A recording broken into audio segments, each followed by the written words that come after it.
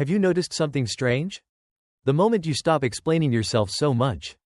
The moment you stop saying yes when your body is screaming no. The moment you start moving differently, speaking differently, choosing differently. Some people suddenly act like you became the problem. They go cold. They make little comments. They talk around you instead of to you. They act disappointed, offended, or strangely irritated by the same version of you that finally feels more peaceful inside. And because you care, your first instinct might be to ask, did I do something wrong? Maybe you replay the conversation. Maybe you analyze your tone. Maybe you wonder if you became selfish, rude, difficult, too confident, too distant. But stay with me here. You are not broken because someone toxic dislikes your boundaries. You are not cruel because someone lost access to the old version of you. Sometimes people do not get angry because you changed for the worse. Sometimes they get angry because you stop being useful to their control. And that is the part we are going to unpack today. Because toxic people do not usually hate your flaws the most.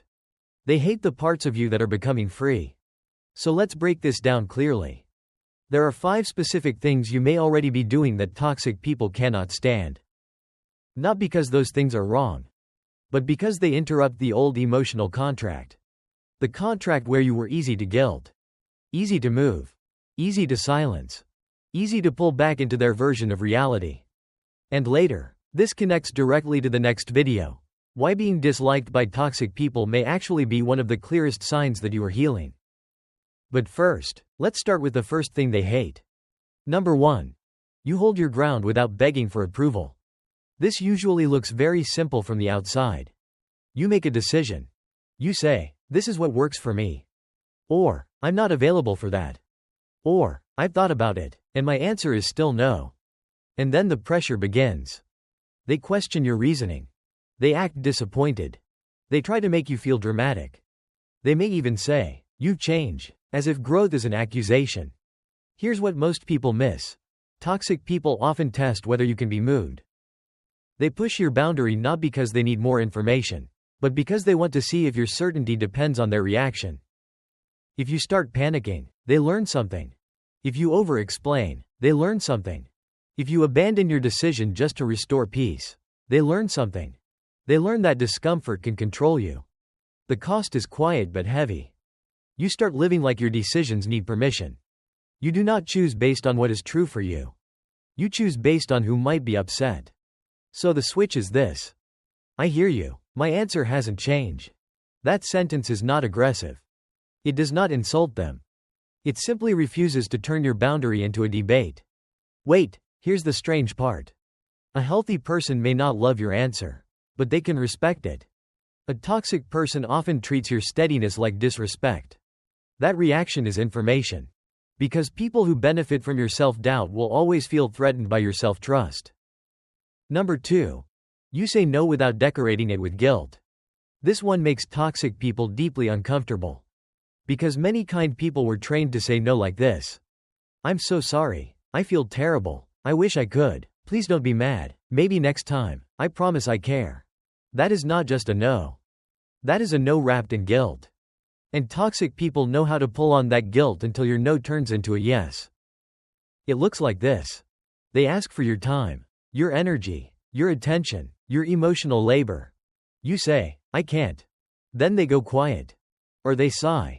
Or they say, wow, I thought I could count on you. Now suddenly, you are not discussing their request. You are defending your character. Here's what most people miss. Toxic people often do not just want your yes. They want your guilty yes. Because a guilty yes comes with extra access. You explain more. You give more. You try harder. You become easier to manage. The cost is that your kindness becomes exhausting. You begin to resent people you genuinely care about because your yes is no longer honest. So the switch is simple. No, I'm not able to do that. And then stop. No essay. No apology loop. No emotional courtroom where you prove you are still a good person. The wild part is this. Your no does not reveal whether you are kind. Their reaction to your no reveals whether the relationship was respectful. Because a real connection can survive a boundary. Control usually cannot. Number 3. You can see the game while it is happening. Some toxic behavior depends on confusion. A backhanded compliment. A fake concern. A joke that is not really a joke. A question designed to make you defend yourself. A comment that sounds innocent enough to deny, but sharp enough to hurt. And for a long time, you may have felt it before you could name it. You knew something was off. But then you doubted yourself. Maybe I'm too sensitive. Maybe they didn't mean it. Maybe I'm imagining things. That self-doubt is exactly where manipulation survives. Why does this happen? Because indirect control needs fog. If they say the cruel thing clearly, they can be held accountable.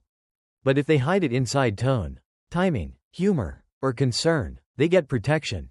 If you react, they can say, "Relax, I was joking." If you call it out, they can say, "You always overthink everything." The cost is mental exhaustion. You start spending your energy decoding people instead of trusting yourself. So the switch is not always to argue. Sometimes the switch is to calmly name your participation. I see what's happening here, and I'm not engaging with it. Then step back. Do not overperform your awareness. Do not try to win the debate. Just remove your energy from the game. And here is your superpower. You notice patterns. You notice tone. You notice when words and energy do not match. That sensitivity is not weakness. It becomes powerful when you pair it with stillness. Because once you can see the game without joining it, the game starts losing power. And this is why the next video matters so much. Because when toxic people dislike you, your brain may interpret it as danger. But sometimes their dislike is not a warning sign that you are becoming worse. It is evidence that the old version of you is no longer available. In the next video, we'll go deeper into why being disliked by toxic people can actually mean you are finally healing. But before we get there, there is another thing they hate even more. Number 4. You stop giving them the reaction they came for. This one is difficult because toxic people often do not just want your attention. They want emotional proof that they still have access to you. They want your anger, your panic, your long explanation, your defensive text, your visible discomfort. Not because they care about resolution, but because your reaction confirms that they can still move you. It looks like this. They make a comment in front of others. Something small enough to deny, but personal enough to sting. Everyone feels the tension. The old you may have snapped back. Or gone silent and spiraled later. Or spent the rest of the day replaying it. But now, you pause. You breathe. You do not perform pain for them. You do not give them a scene they can later use against you. Here's what most people miss. Reaction is fuel. When someone is trying to provoke you, your emotional explosion gives the moment a direction. But stillness leaves the pressure where it belongs. With them. The cost of reacting too fast is that they get to change the story. They provoke you quietly, then point at your reaction loudly. So the switch is: pause for 3 seconds. Then ask calmly, "Is there something else you needed?" That is it. No sarcasm. No speech. No emotional performance. Just a calm return of attention. It gets weirder. When you stop reacting, some people escalate. Not because you failed. Because the old method stopped working. That is when you know your nervous system is no longer their remote control. Number 5. You keep growing without asking them to approve it. This may be the one toxic people hate most. Because your growth becomes a mirror. You start building something. A healthier routine. A better circle. A stronger boundary. A skill. A plan. A version of yourself that does not keep shrinking to make others comfortable. And they notice. They may not say it directly, but they feel the shift. Your energy changes. Your confidence becomes quieter. Your choices become cleaner. You stop announcing every move because you are too busy actually moving. And instead of celebrating you, they minimize it. They call you arrogant. They say you think you are better than everyone. They say you have changed. And yes, you have. That is the point. Why does your growth bother them? Because toxic people often prefer fixed roles. They need you to stay predictable. The insecure one. The available one. The guilty one. The one who always comes back. The one who explains. The one who doubts themselves. When you grow, the role breaks. And if their comfort depended on your smallness, Your growth will feel like an attack. But here's the part you must remember. Their discomfort is not your assignment. You do not have to shrink just because someone else feels exposed by your expansion. The switch is, I'm focused on where I'm going. That isn't changing. Then return to your life. No debate. No performance. No need to prove your growth to someone committed to misunderstanding it. Because your future does not need approval from people who benefited from your past self. Imagine someone named Maya. For years, Maya was the dependable one. If someone needed a ride, she showed up. If someone needed to vent, she listened. If someone crossed a line, she explained why it hurt, then apologized for making things awkward. Everyone called her easygoing. But inside, she was tired. One day, a friend asked her to cancel her own plans to help with something last minute. Normally, Maya would say yes before even checking in with herself.